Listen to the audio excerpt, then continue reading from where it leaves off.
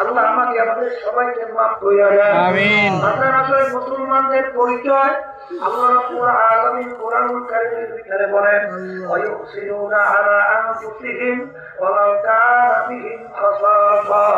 আল্লাহ রাব্বুল আলামিন বলেন মুসলমানদের চরিত্র হলো নিজের স্বার্থের চেয়ে তার অন্য ভাই স্বার্থের অগ্রাধিকার দেয়। আমরা যখন আল্লাহর কুতুবে যখন এই ইহুদি সন্তানদেরকে দেখতাম তাদের যে একজন আরেকজনের প্রতি কি মায়া,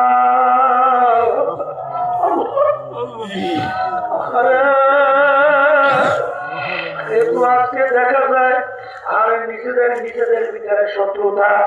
আসলে তোমার ভিতরে মুসলমানি চরিত্রই ঢোকে না। বাজারা বুঝের ভিতরে মোমবাতির মতো ব্যবহার করো, নিজের দোষ তালাশ করো, অন্যের দোষ তালাশ কম করো। একবার আল্লাহর ফজলে আল্লাহর রহমত তোমার প্রতি বেধড়ক ভাবে আসতে থাকবে। আর সম্মানের মালিক আল্লাহ, ইজ্জত দেওয়ার মালিক আল্লাহ। আমার মালিক কিভাবে দেবে তার এলেমে আছে। কত পাগলামি বাচ্চাও সম্মান চাইলে পাওয়া যায় না, আর দোয়া চাইলে পাওয়া যায় না। এরা খাইয়ে ঘরে ধরা ঘরের ভিতরে দোয়া ঢোকে, আর সম্মান আল্লাহর পক্ষ থেকে মালিক দান করে। জীবনের কথা ঠিক কিনা? প্রায় শুনাইতেন কথা, আমি তো প্রস্তুত করি, চিন্তাও করতে পারি নাই। আমি তো এত অসুস্থ বয়ানও করতে জানতাম না, কিন্তু আল্লাহ রাব্বুল আলামিন তো করাইতেছে, করতেছি। আর এমন সম্মান আরেকটা মালিক দান করছে, তাহলে কিয়ামতের ময়দানে আমার মালিক অসম্ভব না করে। এই কথা বলে আল্লাহ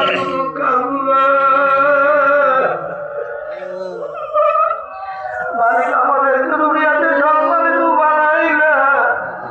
আল্লাহ মাফ করে, আল্লাহ না করে। আল্লাহু আকবার।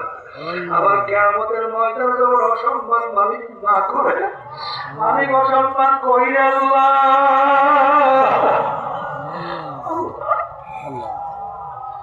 আল্লাহ সমাজের সমর্থক মালিক পুরা দিনের মধ্যে চলার তৌফিক আপনি দান করেন।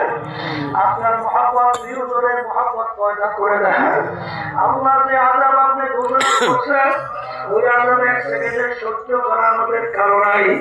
কারণ আমার মালিক বলবে তুমি ঠিকভাবে হুকুম না পালন করিয়া যদি উঠি, আমার মালিক বলেন ফাকুল্লুহু, ওদেরকে বান্ধ। ইমাম বাজারে রহমাতুল্লাহি আলাইহি লেখেন 10 সূরাতে মানুষ কিয়ামতের ময়দানে উঠবে, কারণ আমার মালিক তার